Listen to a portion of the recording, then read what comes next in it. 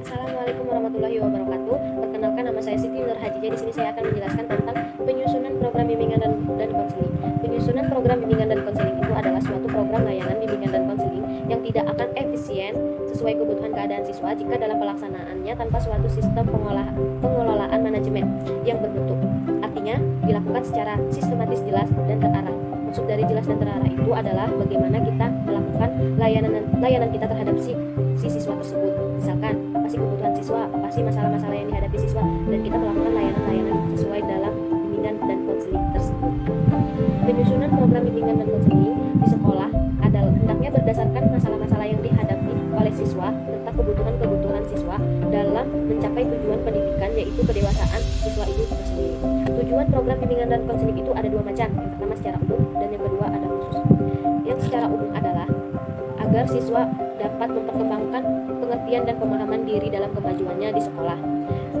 Yang kedua, agar siswa dapat memperkembangkan pengetahuan tentang dunia kerja, kesempatan kerja, serta rasa tanggung jawab dalam memilih suatu kesempatan kerja tertentu. Yang ketiga, agar siswa dapat memperkembangkan kemampuan untuk memilih dan mempertemukan pengetahuan tentang dirinya dengan informasi tentang kesempatan yang secara tepat dan bertanggung jawab. Refleksi tentang alasan-alasan mengapa diperlukan program bimbingan dan konseling. Studi kelayakan juga perlu dilakukan untuk melihat program mana yang lebih layak untuk dilaksanakan dalam bentuk layanan bimbingan dan konseling tersebut. Yang kedua, ada penyediaan sarana fisik dan teknik.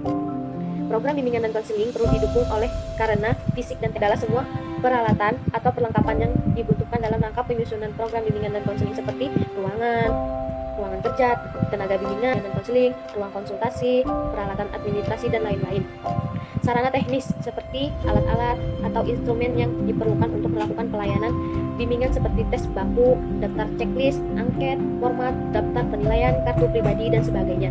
Yang ketiga, ada penentuan sarana personil dan pembagian tugas. Selain sarana fisik dan teknis, penyusunan rencana program bimbingan dan konseling juga membutuhkan sarana program bimbingan dan konseling adalah orang-orang yang bisa dilibatkan dalam penyusunan program bimbingan dan konseling dan pembagian tugas masing-masing. Dan yang keempat, ada kegiatan-kegiatan penunjang. Kegiatan-kegiatan penunjang itu dalam penyusunan rencana program bimbingan dan konseling diperlukan kegiatan-kegiatan pendukung, terutama pertemuan komponen-komponen yang melibatkan di dalam rencana program pelayanan bimbingan dan konseling. Ada juga penyusunan program bimbingan dan konseling. Penyusunan program bimbingan dan konseling itu umumnya mengikuti 4 langkah pokok, yaitu identifikasi kebutuhan, penyusunan rencana kerja, pelaksanaan kegiatan, dan penilaian merupakan gambaran tentang proses seluruh hasil yang dicapai disertai dengan rekomendasi tentang kegiatan dari 4 layanan penyusunan program BK tersebut. Dan yang saya jelaskan di atas tadi itu bagaimana sih, kayak misalkan jelas dan terarah. Nah, itu kita membutuhkan beberapa layanan kegiatan penyusunan program bimbingan dan konseling tersebut yang sudah saya jelaskan. Adapun layanan dasar bimbingan. Layanan dasar bimbingan merupakan layanan bantuan bagi individu yang disajikan secara sistematis dalam rangka membantu individu mengembangkan potensinya secara optimal. Itu layanan dasar.